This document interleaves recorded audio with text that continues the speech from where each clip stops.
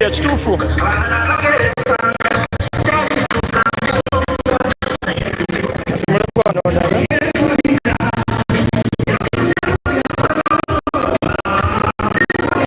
Babi.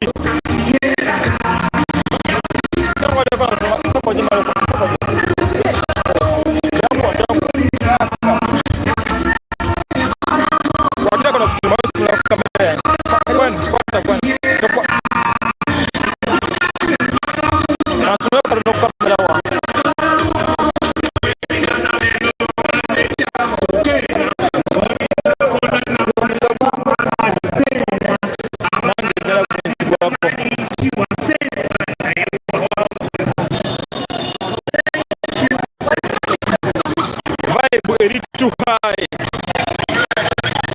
Vibe appetite eriwa gulu.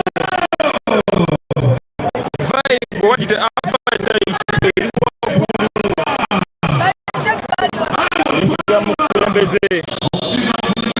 Vibe what appetite eriwa gulu. Vibe what the appetite waggulu nnyo nnyo eyokulaba ku mukulembeze amanya alinda salanayiwebalekuwerako mwena amagiriko ali okumpi ali ewala ambyeko omukulembeze kika 2-3 agenda kubayingira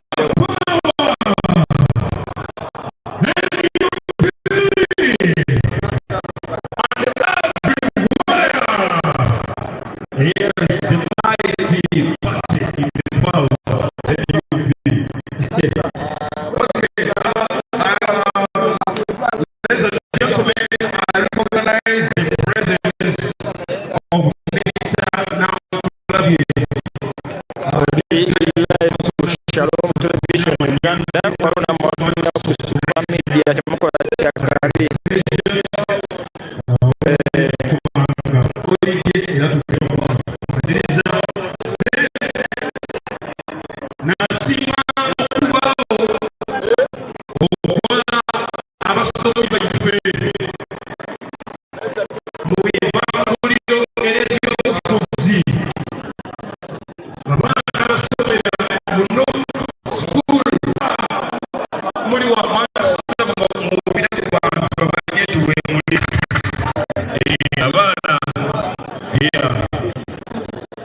Okay. Thank you so much for coming.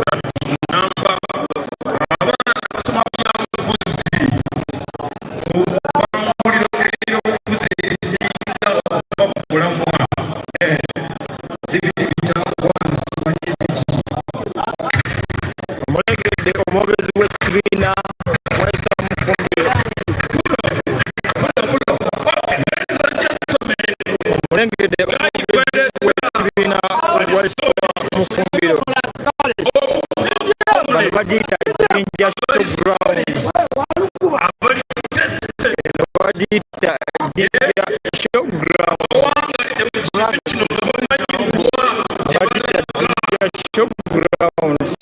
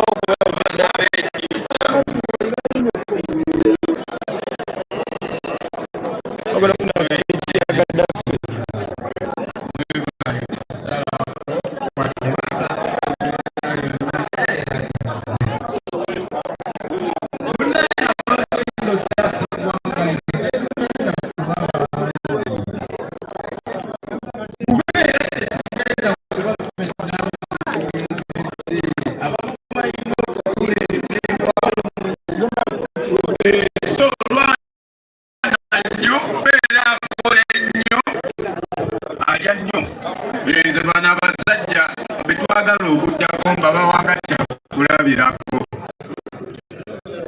Nze buli lwe banyigiriza ennyo ngamba singa tebasibalo mu myaka 5 tebaliringa emyaka 4. Bwe kyogamba bwe bajjira tewaliwo bantu bangi mu ggwanga lino. Tusobola okyusa eggwanga lino. Sinnatandika no bannaye Honorable Zaake,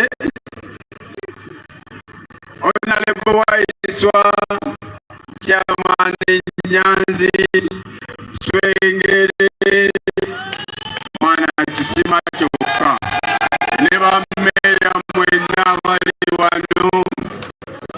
Mwebale mwana kutusembeza kuba ffe twalinga tetujja wano, kutusembeza kuba ffe twalinga tetujja wano nga mwe butulabako misinde.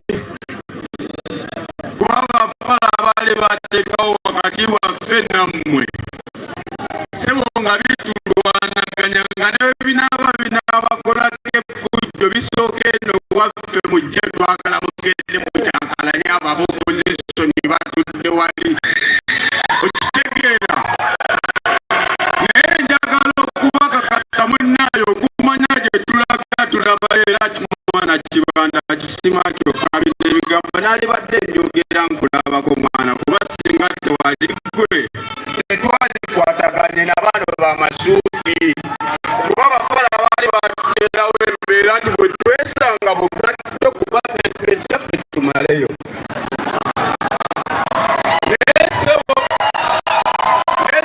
kati tuli wano tukirinze nammwe naye nga nammwe muli kampani bwe temutweraliikirira namu temulaba nti gye tulaga boyi tulabayo kuba abafala baali batukumira nti tetulina kukwatagana nga bitwawulamu kyovolaba bitulabamu bakyali baffe be twagala ennyo ne bibayita bibawe ssente tubanoomere.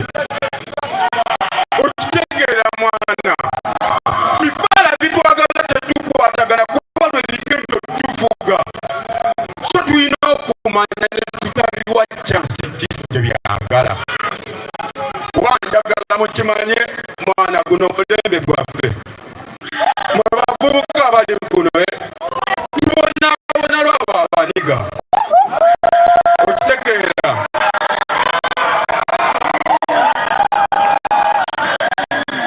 tubonabona kulwabo abantu. Sisita wange mwana tulina kubeeramu obubeezi. Okimanyi bano basisita baffe abasinga obasinga naye nga si bye bagala mwana. Naye nga naffe awe bitutadde tulina kuyitamu nga tugobaŋŋana bugobaŋŋanyi. Lwaki bituteeka kweyita embeera nga ffenna ekyokola tukimanyi kyogamba nze naalize mu maaso manyi nga njagala kwogera bigambo bino. Wabula Mr. President nkwebaza nkimanyi kwoli ku live weebale kutugatta bannaye labisa leta neyire bweyigize ndoza mubiraba iwe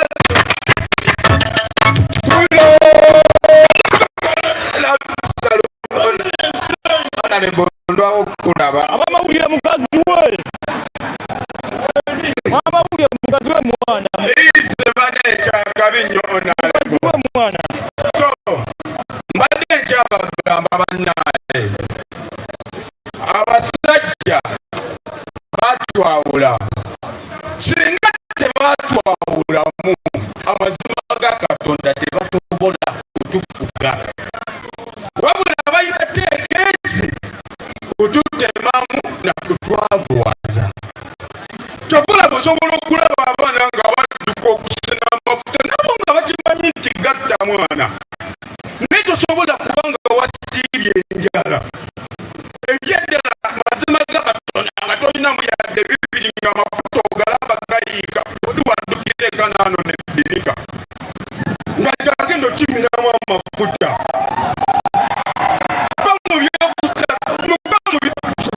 ffenna e Uganda obulamu bwaffe awo bifala we byabusa kuba abafala bakukuuma ng'oli yala abanga akusindika okufa kuba obwavu bwe bukwekyayisa n'ogamba mwana wadde okubba kuttisa naye tasigenda akukkiriza kufa njala kaŋŋenda afazali nfiire embubbe okitegeera kakati olaba ng'omuntu nga yeetwala mu kufa tebiyita mirembe waliwo eyankubidde nemugamba jeno mwana walabi bafala abafiiridde nemugamba gwekiddewo nga balabanga bafala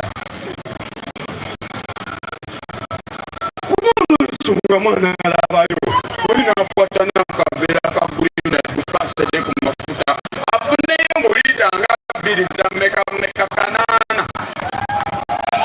naye ng'afiiridde kanaana so baganda bange abaana b'ejjinja saagala kuba nnyo wano kuba ebigambo tubyogedde bingi abaana b'ejjinja buli kimu kitandikira wano kuba n'amasannyalaze gatandikira wano ne gabuna eggwanga lyonna waya ku waya kyova olaba kino ekibiina bakiyita National Unity Platform waya kyetwagala okukola kiri kiti nze bwe nkwata kwono nga mwana w'ejjinja gwe kwata kwoli nawe kwata kwoli gega amasannyalaze kata wabona tugenda labirire eggwanga lino lyonna tulabirire na buli muntu banne mwebale nnyo mwebalire ddala sigenda asukka wano kulwakatonda lezo yange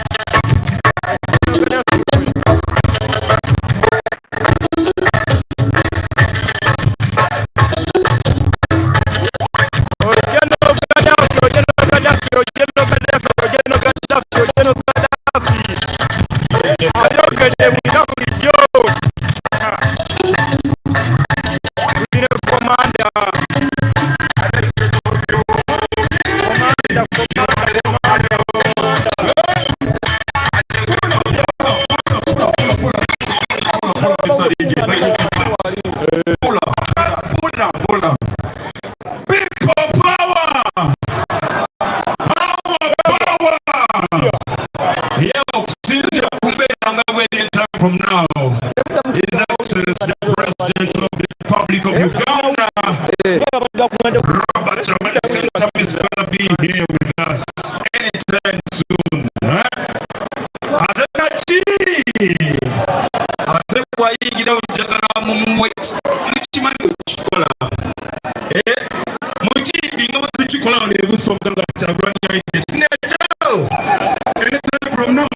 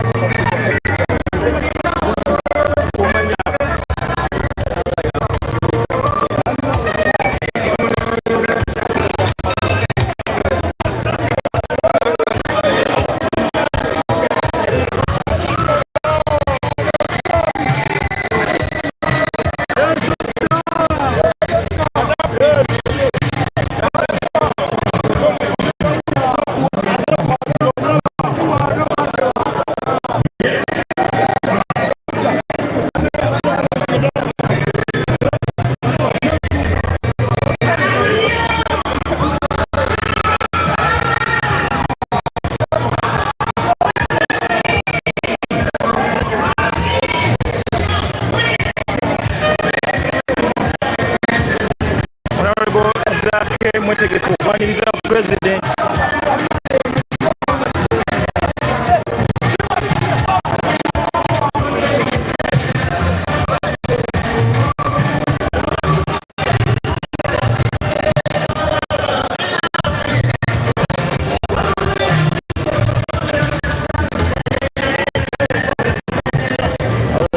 President byafuuka ekiri pulezidenti byafuuka baaba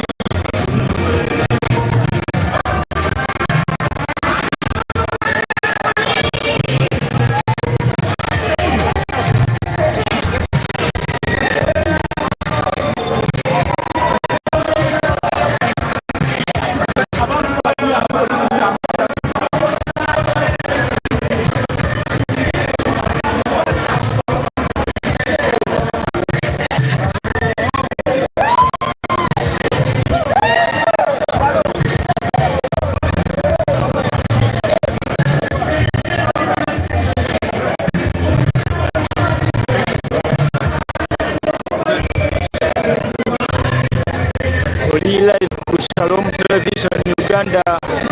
President agenda kukwanirizibwa Honorable Zaki akulira abavuka mu Uganda yonna gamba nti right Honorable Speaker Lwachali Sowemachindi yatusaamu ensimbi ne Honorable Isaac Tomusange Omityana wena nga tukuweereza balaga okugata ku Shalom Television Uganda WhatsApp group namba eri wakuipiriza just inbox nena kupata weteka updates zonna kamumanyi ogamba nti mwana imisisima bikize sabitegedde blanda bamba updatinga mwebale ni mwenna batugoberera Shalom Television Uganda wamu ne Super Media Uganda Dr. Enzari pereza ensinzira wano mu bitundu by'ekijjala by'eggaaliggwe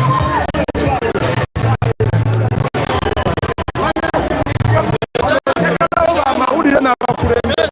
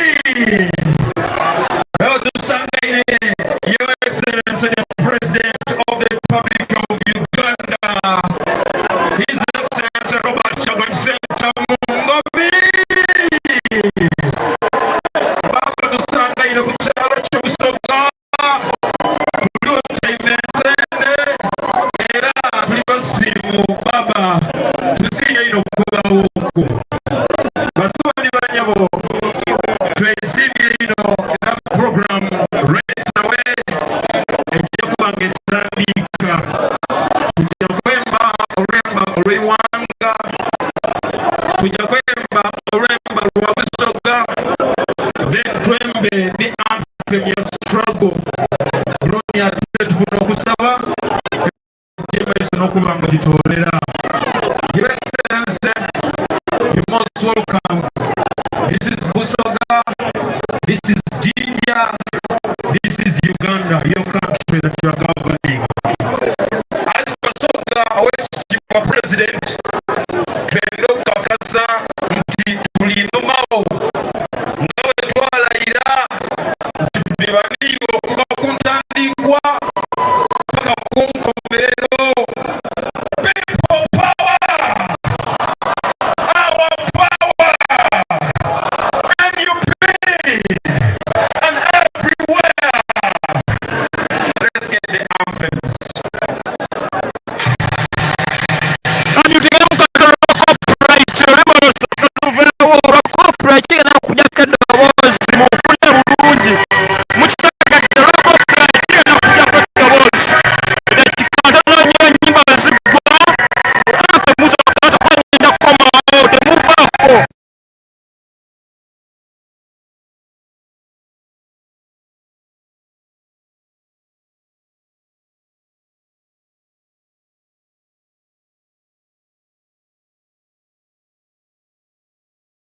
Ndawozi era ndija kukatana nyo copyright katana nyo.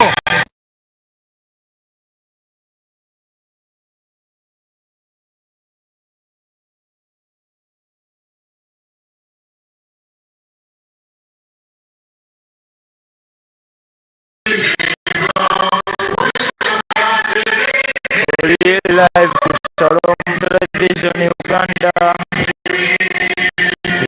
live in the bush. Jinja, Jinja President Robert Yagulanyi anthem is in the mass.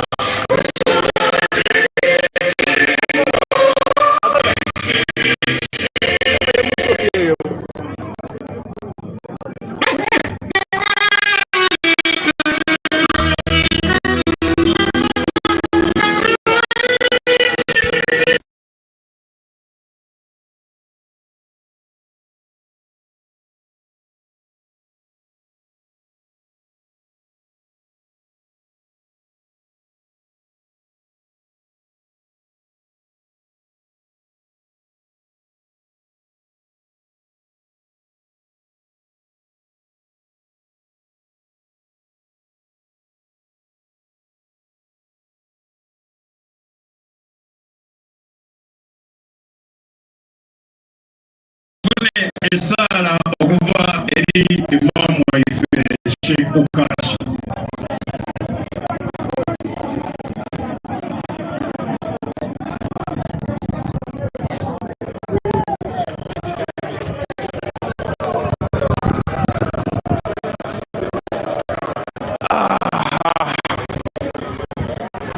Natuka na Samia Samia.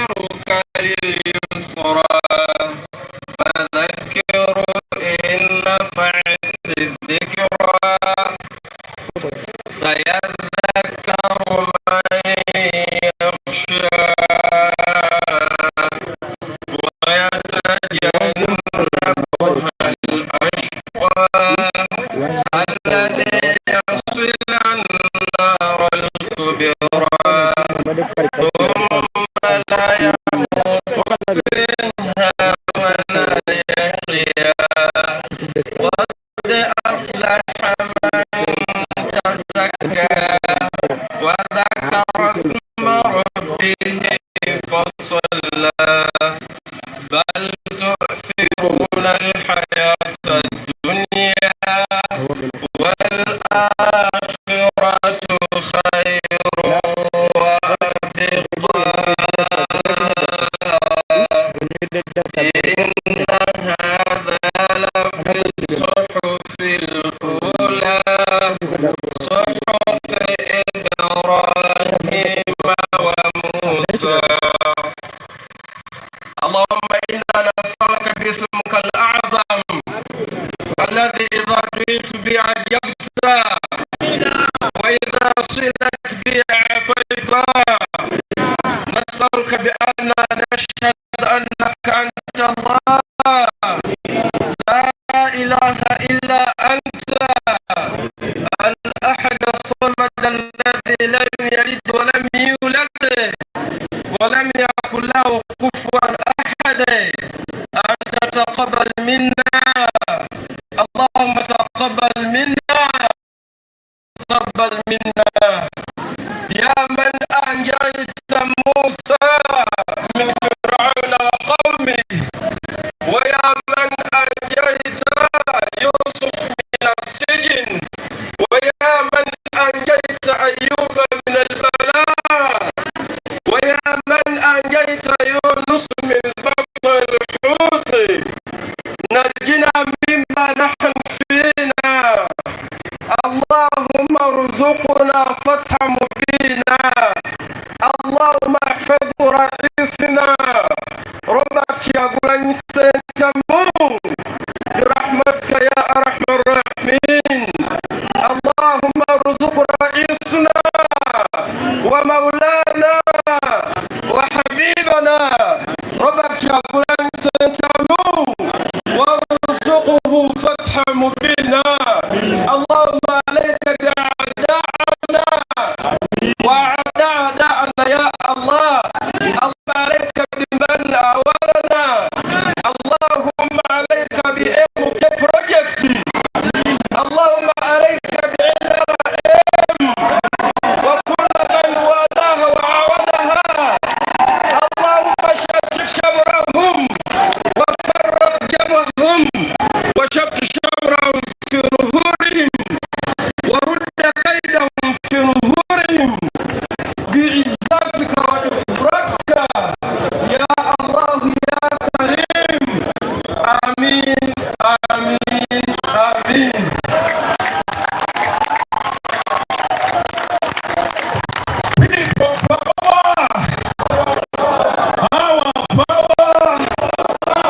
Your Excellency, Baba Simon Chame Monteboikari, Emikolo Jinja Yeso. N'abakenya abandi mwena Boikari Monteboikari. Baba President, mwena okusiima waikiriza okwina mukukyalaku ebusoga abasoga tukuba emairu titukowanga kukukubona era buloboneka kweri obusoga awo nga tutegeera nti akaseera konakona Uganda must be a free country. People power! Our power! Everywhere! And LUP! Okay, ladies and gentlemen, right about now, without wasting any single second, Your Excellency Sima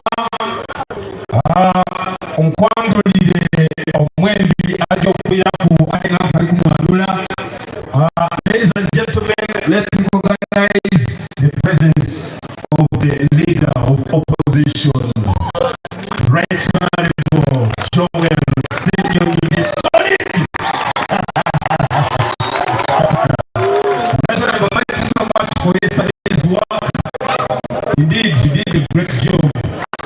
abeera ne bubo kasatu basinga obwongo nga bakozesa numbers obwongo bwawanguyire aye omwero gwaibwe bwakola ekifu ku nsonga ebyemwanyi. The good thing the world is watching tubiri baani abasaze okusanyawo ekirime ekyemwanyi bali bakisanyawo egusoga abasoga twali balimi. Mr. President kwena okutegeeza nti mirembe gy'abaganda baife imwe abaganda emwanyi mwaliko openda obusoga gajja e Buganda aye bedatuuka e Buganda eno gavumenti beeda mu buyinza eno emwanyi dafadawaawo buti tulima bikaddo tani bwegula emitwalo 9 bwegula 7 ate tusobola kubyeriira n'obuzibu bwetwafuna aye ekirungi tuliwo tujja kulwana okutuusa nga Uganda tumaze okuba nga tuginunula. People power! Our power! Ladies and gentlemen, I take this opportunity to welcome the next act on stage. Omusado Wakabi. Are you ready for Yanga Mulo?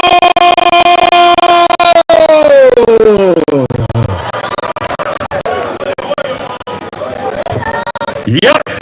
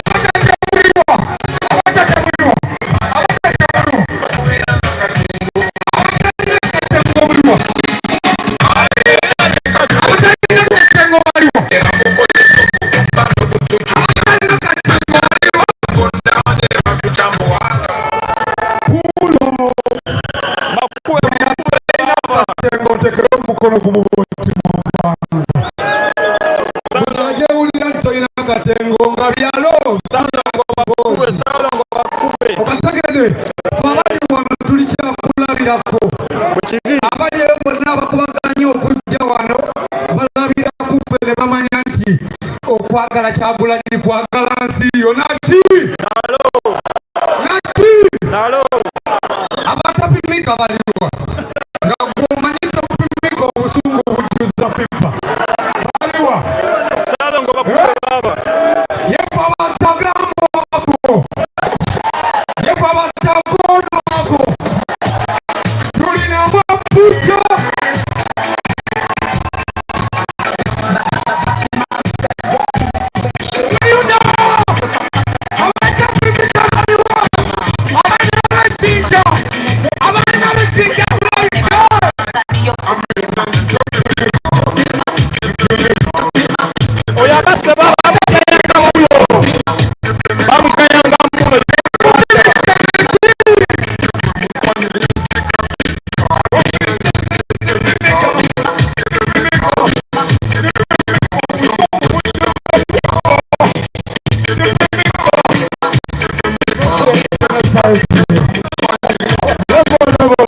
President, salute you.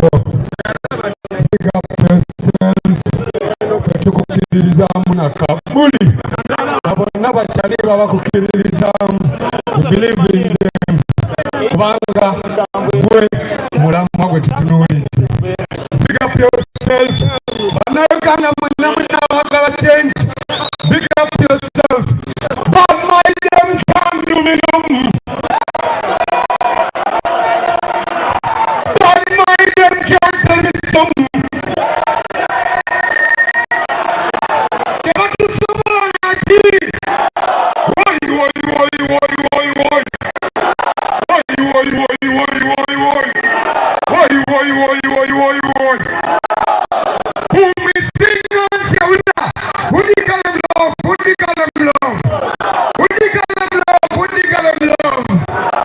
Mwananze kyakabiri njagala kubebazanga bannayuganda mwebala okubeera n'omutima ogwo okwagala ensi yammwe jano era manyi gyatutwala. Big up yourself on that day.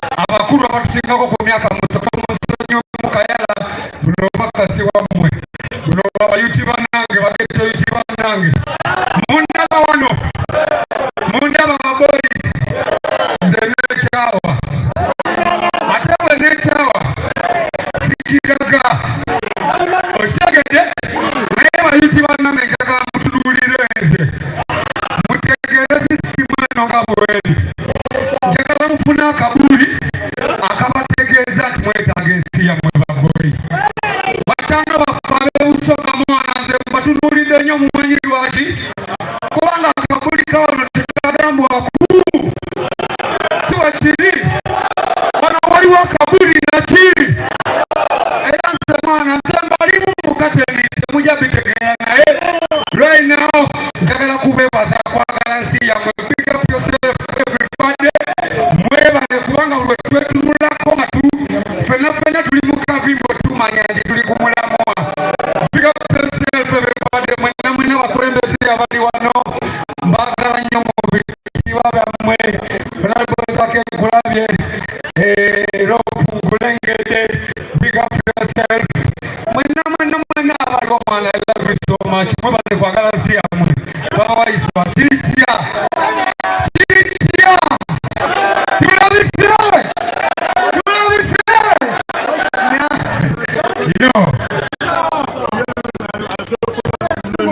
Alright.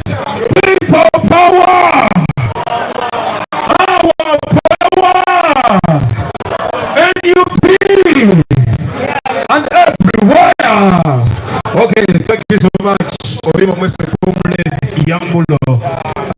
Basubali banyabo. Nikelo guno Mr. President okukolo pera eti ekyalo ky'obusoga nga bwakireka era ni bwekiri bwavu kalimu bantu eyibula mirimo endala n'ebindi kamaala era nga isuubi lyabasoga erimuiwe your excellence the president okuba nange ekyalo kino kiterera tiri bwe kiri abasoga. People power! Our power!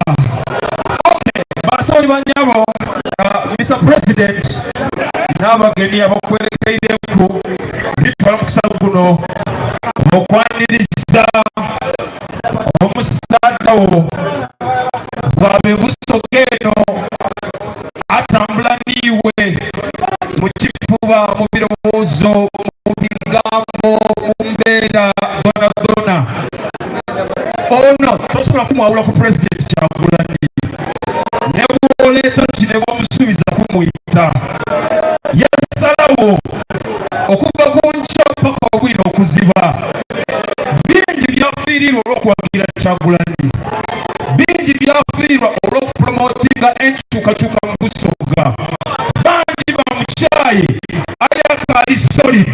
Ladies and gentlemen, I introduce the one and only Honorable Muyonjo Hussein, aka Swagger.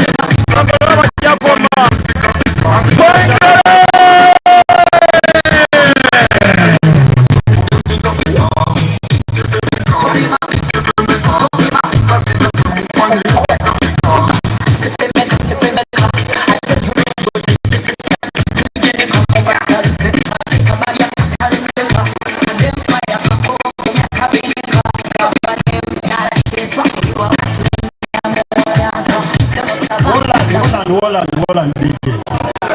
People power, our power, NUP, everywhere. Kunga President Kyagulanyi kunga. Kunga Busoga kunga. Kunga Lopu kunga. Kunga Mandel kunga. Kunga Zake kunga. Kunga twena kunga. Your Excellency, the President of Uganda, allow me for the purposes of comradeship and moving at the same page to communicate to this congregation in English, sir.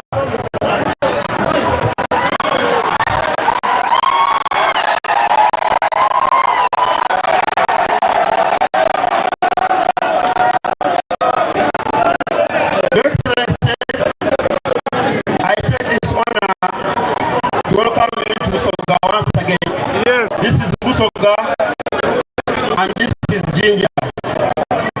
We are so grateful that your team and the Secretariat decided to hold the youth convention of this year in Busoga, Eastern Region, and particularly in Jinja.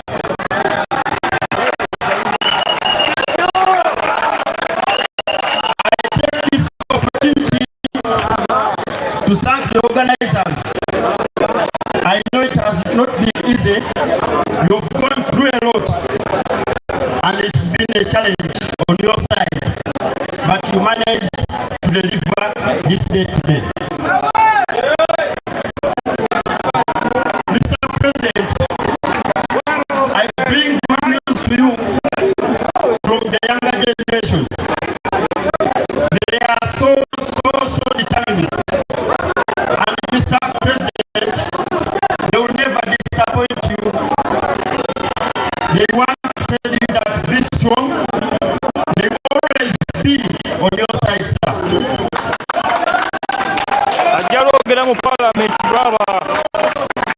Mr. President, from the document where I serve as the deputy in the arts and entertainment case, Mr. Nubian Lee, in the arts and entertainment, I bring you good news that we are determined and we have used our talent to deliver the message of change.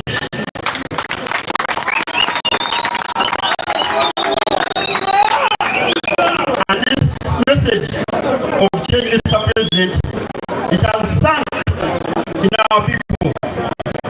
And anytime soon, Mr. President, we are going to win. Dr.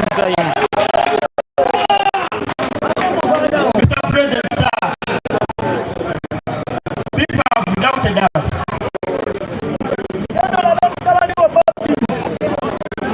But I tell you the good news that they will always be shocked because you encouraged us, you mentored us, and we are here now.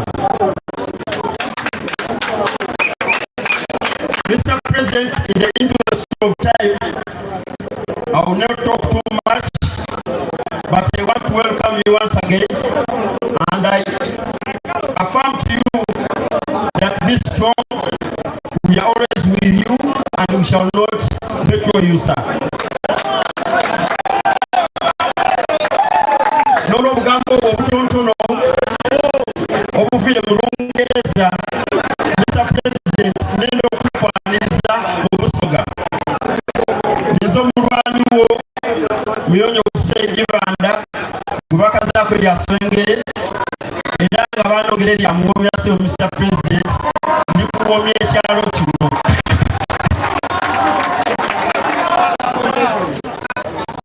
Kakuba osebo n'abantu abandi basobola okuba nga bajja maiso n'okwogera ku yoli mu maiso ago tunafuna kakisa ndakuira so Mr. President nsanuseemuku abantu bo tubakoleremuku n'ebigezo sebo. Thank you so much. May God bless you.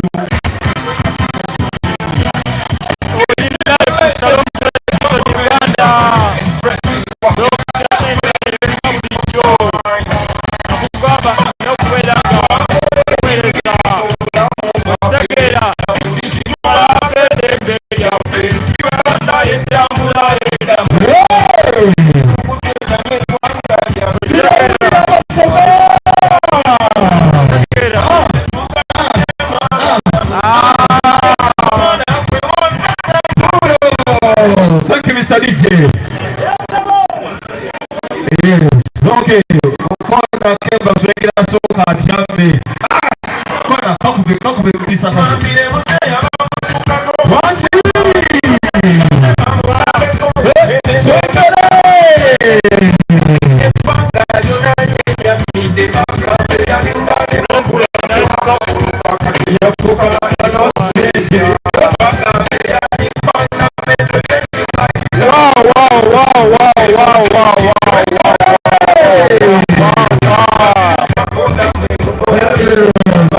Thank you so much.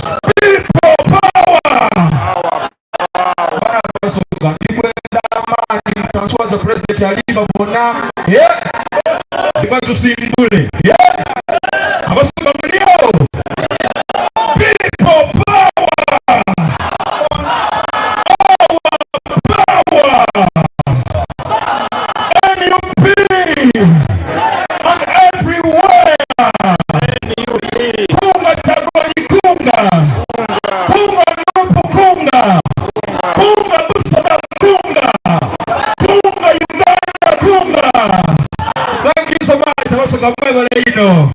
Mr. President, abana abasongabo buli bakulinga ku place agenda mutindi lwaki.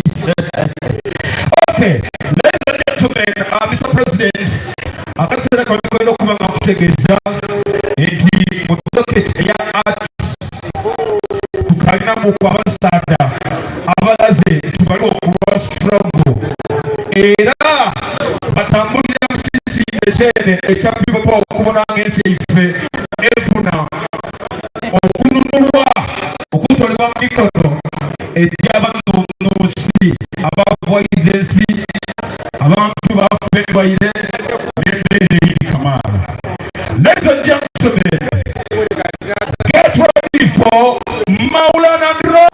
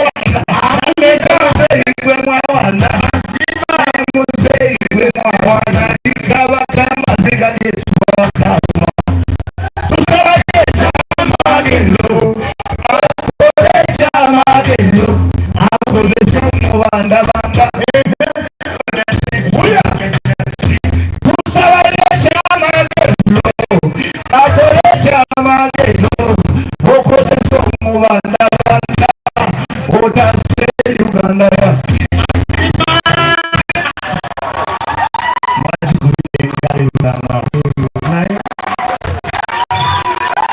naye akayimba ako buli okayimba ekomeyanga nekula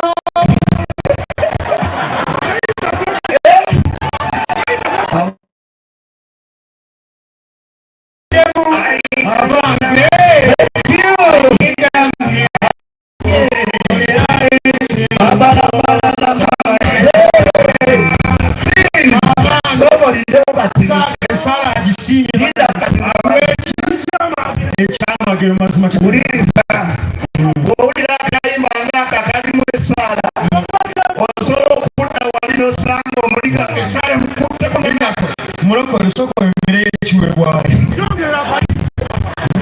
daga tekisobola kitwala museera mutwalo nzimbe n'ekyagona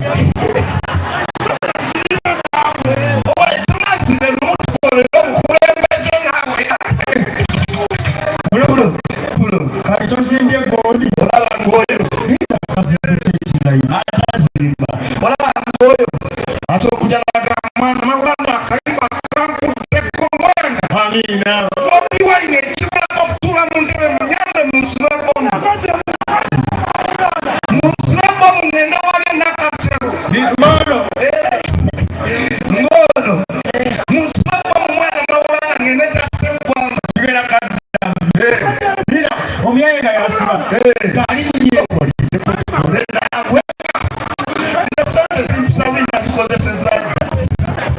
mulomu amba yenna yenna simutijeko omulaba kati awali agamwana munyambe munsibekomu munabe taseruganda yavaano ngaimaani erinnya mulabyeko kyakulanye mulabyeko mwana oyagala ki asimalirize mulabye simayiro yendaga kubeera mu ntebona nasi oyagala ki njagala munsibekomu ngene tasekwanga otaase kwanga yamaani kale jangu tugende omanyi abayaye beewagagawaga kati tuteeraawo kati ziizo tugenda kwakubazina nesaati otuuka wali otuuka yenayina kuyagala okubalula ng'obaluka azaaga bonna bali abafa bonna abali abo bafa kati nze mbaawo ntya ng'amaze okuwakikamu bwetavaawo naawe obalukiramu kyetwagala atya mbaluka ntya kati mbanena kweyagala ntya nekyakulanyiwa bw'ogambye olinye imaani yagala taasa gwanga ejatugenda obaluka temwina nobomu bwakasitaliwe muti zomena bamututte naawe ezo batasirikune batu ebinyamba ezo badamagi bazijjo bagenda kukwatuka nzena awo nogenda kwaluka enseetaasi bobi bwe mbaluka abatula mu ntebe bwe mbaluka abatula mu ntebe jangu jangu mwana bobi anindemu katwa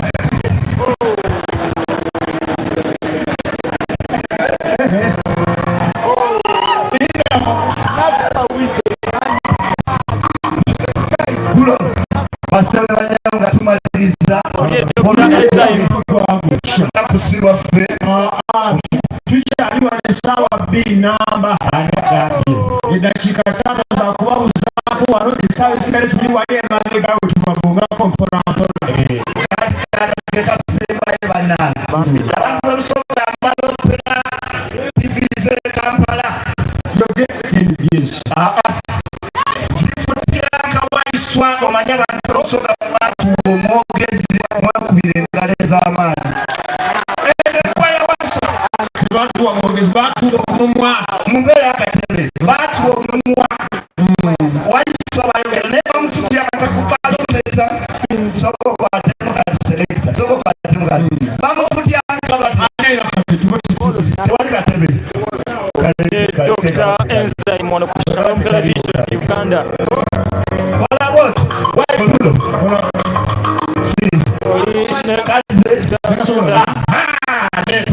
Subscribe to the channel Aha, tekashobora kubona abana bali active. They are too much active. Bweba tibelwanga bisawaisu.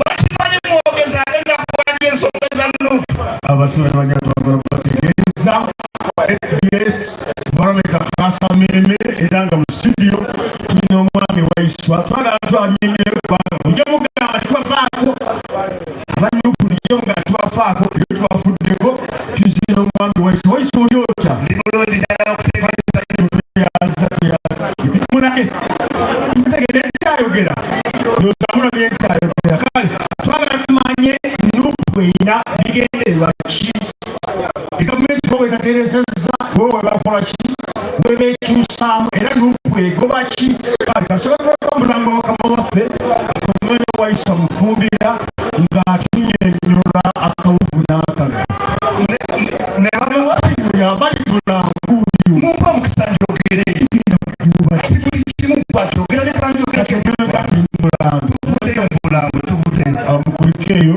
olina musajjawo basajja balaba nga tulina Waiswa Mufumbira twagala asooka tubuzeeko wajazaalwa avaawa amanya enze Waiswa Waiswa Mufumbira twagala tegeera azaalwawa Bobi abisinkana atya abantu abalaba ati Waiswa oli otya ndi bulungi nazaalibwa Busoga kyambala yazaalibwa Busoga ekyo kikubire nga n'ezamaani esole muli ku TV munansenya sole bannaye tuli mu TV munda njala okutegeeza nti Uganda ewatali Kyagulanyi Ssentamu Uganda awo wenyini twagala mukategedde ako ddagala bategeeza aba TV Uganda tali Kyagulanyi wali ki bagenda mukambulango bakama ulakakirawo omusajja kanayogera TV twagala bategeeza katugendeko omulango bakama waffe tukuleta akayiba ka Bobi kamu 2-3 then tukomewo bawulire obudde kale sebo tukomere Waiswa Mufumbira asooka tunyonyole oli njagala okutegeeza abantu Waiswa Mufumbira jjajjaawe yazaalibwa ddi kanjogere ku nsonga eziruma eggwanga basebanya bategeeza ng'agenda ddala kunguzaawo ng'agenda kunguzi we twagala abali b'enguzi bayitirivu anita amongo twagala bategeeza tutubira kwanita amongo webalenye ebimugendagenda gyokola kale basebanya programu ekadde tubadde kweribyesi ne Waiswa Mufumbira ng'ayogera obuganda obusembayo obusooka ekerawo twagala bategeeza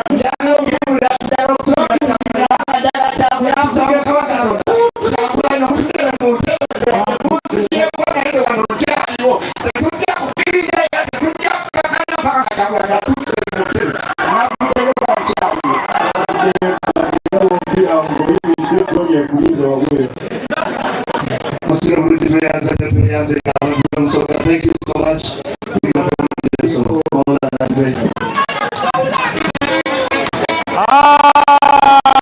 Oli live ku Shalom Television Uganda. Dr. Enzyme President Sendera Busoga His Excellency Robert Kyagulanyi Ssentamu amuyelonda transport ng'ali ku Lone Transporter mbiri yanga bakuweereza.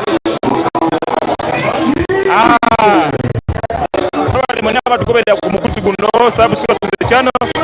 This is Shalom Television Uganda. Uyo Maulana Andre bagenda okukola nga baba ku mukulembeze w'abantu Robert Kyagulanyi Ssentamu.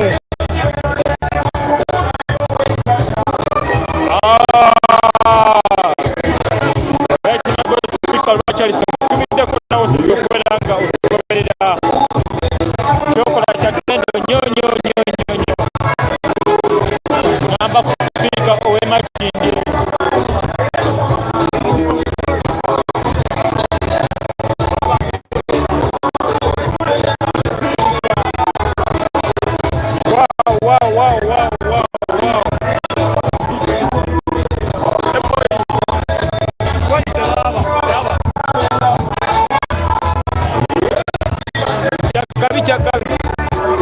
Okay, thank you so much.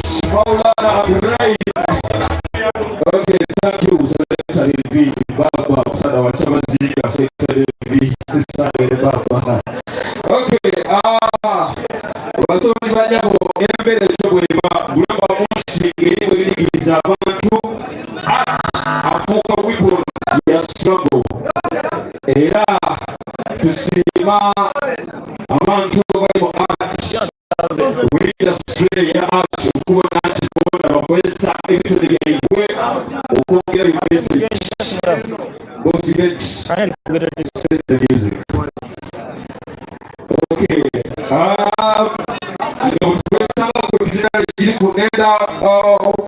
Mr. President.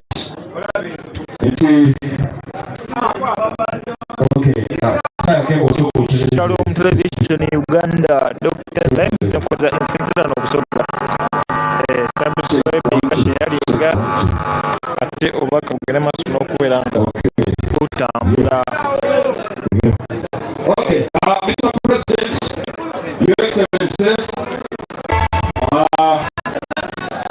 Waisogo elabuke waliwoli kulina abakama Parliament abakiikira ebitekerezo eby'endawulo eby'eggwanga Uganda okuli Honorable Dr. Batuwa Timothy omubaka Parliament owa Jinja South West Constituency era constituency eyo ng'era waluwere wetuli abatukyaziza olunaku olwaleero.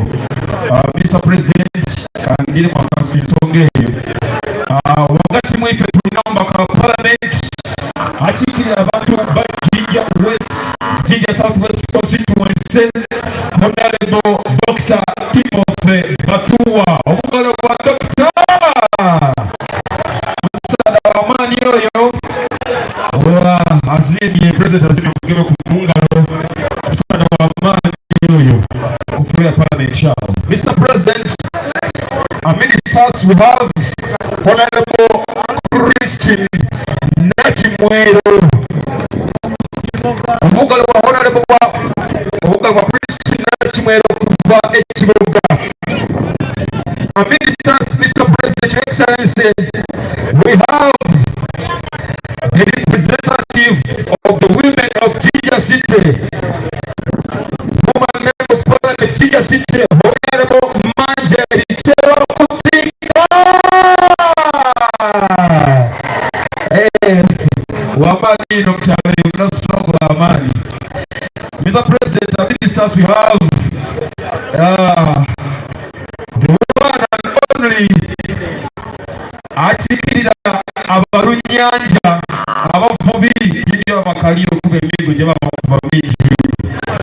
Omubaka wa Parliament atikirira abakyala okuva mu disitulikiti ey'e Buvuma Honorable Susan Mugabi. Thank you so much for coming, Honorable. The one and only Maula Musiramu Swahaba.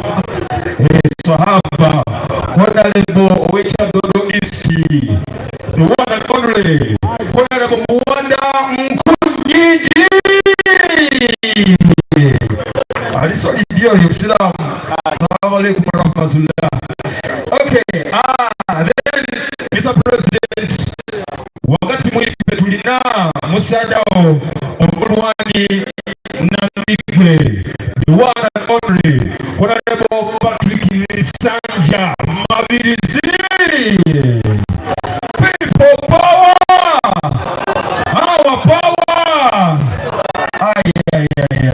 Then, Onokaye, Lalamuko, are solid. Ladies and gentlemen, wakati mwiffe tulina the one and only omubaka Parliament owa Mityana Municipality Honorable Francis Zake Butabiri. Sada wamani kaimu jonali kuiraku banange muzibu omanyi mumbeera etali ya bulijjo muvamu abantu abatali ba bulijjo. Ladies and gentlemen, I take this honor to recognize the presence of the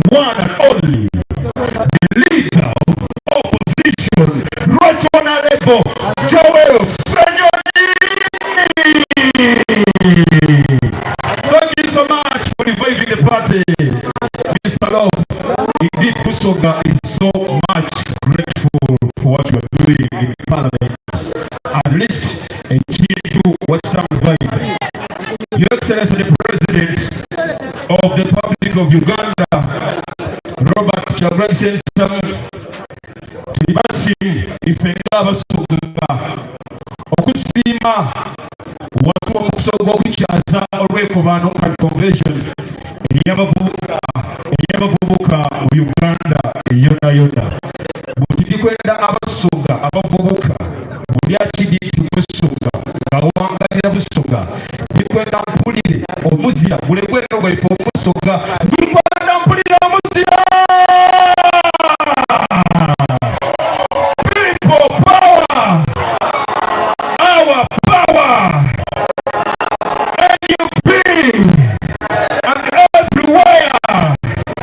Okay, basomali banyabo ndikutwala omukisa guno okwaniriza mukama wange ajja okubanga atwala maiso tinakwatwalakyo zena mpumulemuku yene kintu akigedemu musada w'amaanyi timusoga monkai mu Uganda yona the son of the soil musada wa Kyabazinga the one and only Honorable Waiswa Alex Mufumiro.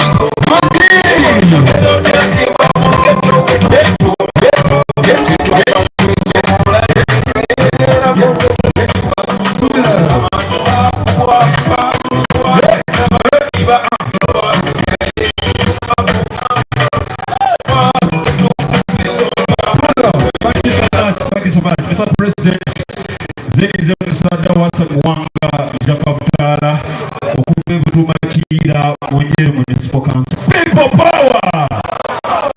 Our power!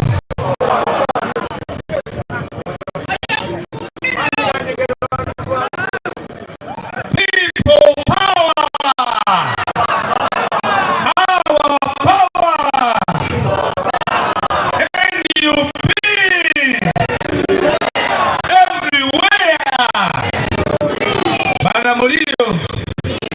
Mulio kulira bulungi mulio kibumba bawe kabi. Mr. President,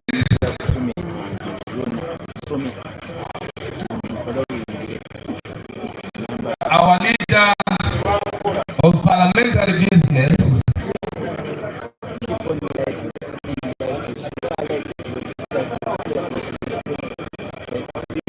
Right Honorable Joel Senyoni, members of Parliament,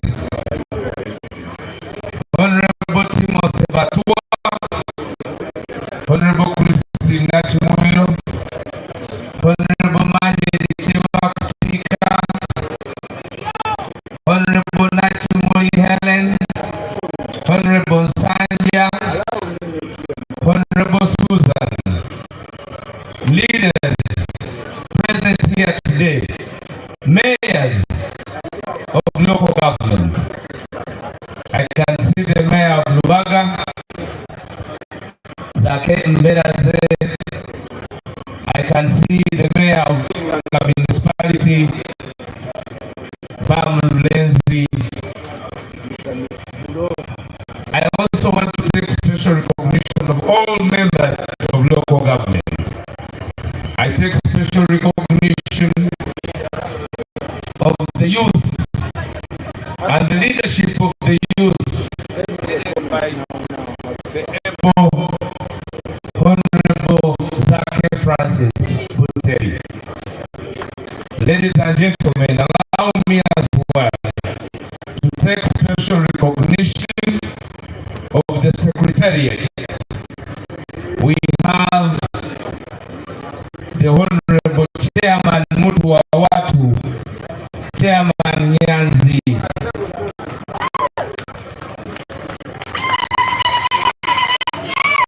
Who is our head of mobilization. You're most welcome, Chairman.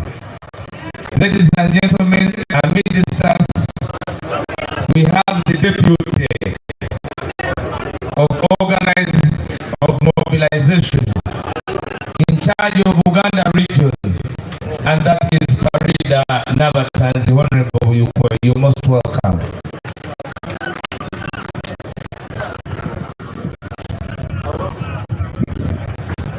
I am here in echoes that I should speak Lusoga. I will speak some little Lusoga, but I also want you to know that this is a national function which will be in the dialect of English. We have people from the north, Mr. President. We have people from the south. We have people from the east. We have people from the west. However, I will deliver a few, I will give a few anecdotes in Lusoga with my speech. Mr. President, Edangu Musadu Lusoga Ngana Mbanyirize Mukiketezo Ekibusoga Mwena ya Uganda Ekibuga Yinda Nkani Ngabayekera alikuwa mba Uganda Kyabanga kizibu ino omugenyi okuvenda nti avire America, nti avire Dubai, nti avire China, nti avire Asia, nti avire London, natatuka kumuyinda kubanga muyinda Mr. President wano wote aime baba wansi wale na wali ekizira wantu wona wona jebeta the longest river, the source of the longest river in the world, and that is River Nile. I think the peculiar characteristic of River Nile, Mr. President, yo weberi tambula ngeri kwikirira ate yo etambula ngeri kwambuka kyobobona ebyapaka Misiri eyo yeta agasembayo. So many people, tourists, would come to Jinja and visit just that site. Eranga tufuna mwempia ninji. That is why in Busoga at the time we learned even the chapats. That is why we were able to have the Bachotala, the half castes, because it was difficult for tourists to come to Uganda and they don't come to Kenya. Today, Mr. President, it is categorically, it has been made categorically impossible for anybody to access Kenya because of the bad road network. That is the Jinja Kampala Highway, Mr. President. Mr. President, if you use that road, it is in a very solid state. It is impassable. You will take hours in a journey of minutes, and it has affected the economy of the people of Busoga because that road is the one that feeds many countries around us, being that we are landlocked. The Busoga here pray that when you assume office, the infrastructure of our road network should be given priority as the people of Busoga to enable us access our food products easily to the markets in Kampala and and other areas of the country. Mr. President. Mr. President, ekitundu kino ekyebusoga kyakwenda lwa nsonga kubanga titubanga kuna mukulembeze atulowooza ku gwe tukuze naye ate atuyikiririzaamu ngaiwe gwe twagulika erinnya lya Ngobi Baba. Otutembeite bulungi ife n'abasoga watutamu n'ekyedo nife tulina abakusumbuwa ate era tokoowa kutulingamu abasoga n'enno balopera Pulezidenti wa Uganda mu kakiiko akakulembera Uganda yabata ku mwango nimwe mulina nzali kwogera tidio bambakikiriza bubi ekyo kyalimwe nimwe mulina swengero oyo yenna abakomyeti ni deputy wa Nubian nimwe mulina Pastor Muwanguzi kuti ali South Africa ali kwongera kusoma buweereza bwa gavumenti ya Kyagulanyi empyaka nimwe mulina Maria Rwanda West Natali nimwe mulina Masoba Lukamba yenna ali South Africa bwe mutakubira Ngobi ngalo damaani nga munivye era baba ife ogwaife gwakulwana kukutusa ntebe mu ntebe memale bisigaire twidde ntoyina tukoza naku nga boba okola nga tukali mu kulafubana akwendera mu lutalo banasinga ali kusuubiza ebyencu niwo waife era twina tambula niwe paka. Mr. President abasoga bantumye nti mbagobe irimu aba National Unity Platform nti mugane mwetabe mu kalulu ka 2026 kuba wano bajja kusiikulayo eri akalulu n'enkono enwe bambe engalo ndiwulire obwera ndikwogera nga tibali kuba bakulinze mu kalulu Busoga bamba bakulinze ebibuuzo bijja kubuuzibwa kimaze okweraga lwatu nti baba niwe ajja okuyigusa struggle ey'okulaga ku bannayuganda. Pulezidenti owundi ow'emyaka gyaiwe ayesinga kuba kikulu pulezidenti alijja okuba ng'atambula n'omugigi gwaiwe ogwa internet oba nkani.com.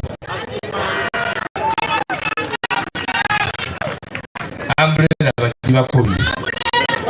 To you the people of Busoga, imwe abantu be Busoga and the elites of Busoga, you should know that on this youth day, these words were said.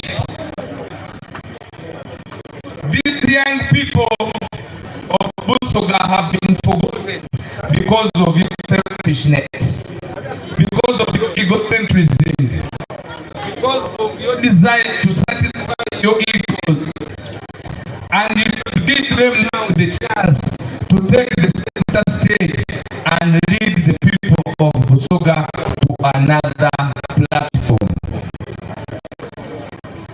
Do not dismiss the young people as the young people.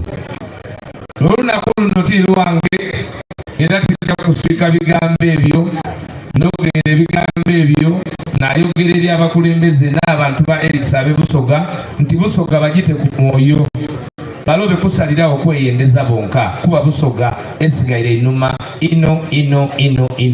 Mr. President, ebikaado bya bipalati